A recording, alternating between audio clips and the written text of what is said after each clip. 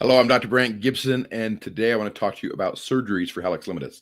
So if you remember, we're talking about bunions here, and you've got a bunion is a prominence on the first metatarsal head, either on the side of it or on the top of it. So if it's turned out and the toe's turned in, that's a bunion. You get the prominence on the outside.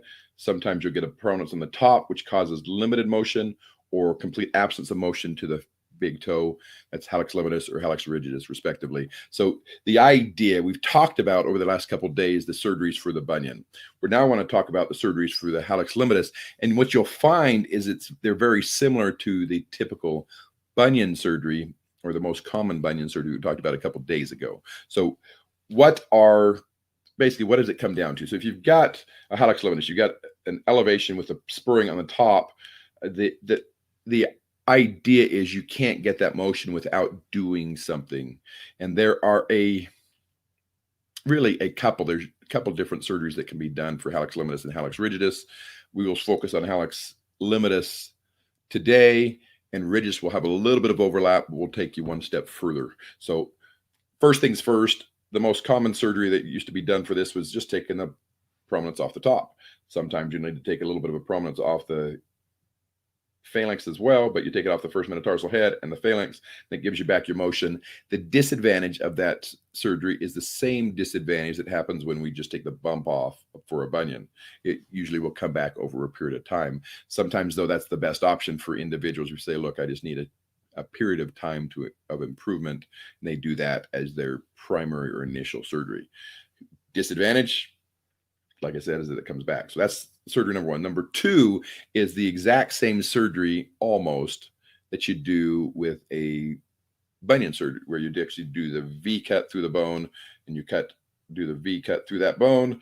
But on the top portion, the dorsal portion of that, you take a wedge out, so it shortens that bone. What it will do is it will cause that metatarsal head to drop down.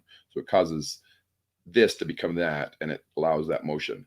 At that time, of course, you're going to take any prominence off the top as well, but moving that bone over and down gives you significantly more motion because it opens up that joint, but it also lowers the head to solve part of the problem, with the goal of hopefully it not coming back. And that's probably the most common one I do at this point, because it fixes the problem but still leaves the joint intact and allows you to function the way you're supposed to.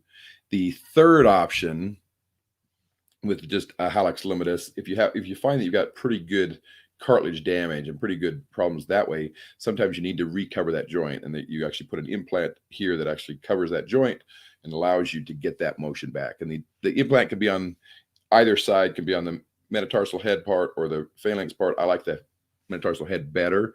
So there's joint implants. You could actually do a full joint implant, or you can actually do just a hemi implant, which is a half implant. I recommend the halves because you do less damage to the joint. And if there's a problem down the road, you still have other options that you can do without significant surgery. So bump off the top, changing the metatarsal head, moving it over and down, or a hemi implant over the top. Those are the most common surgeries that I would do for hallux limitus.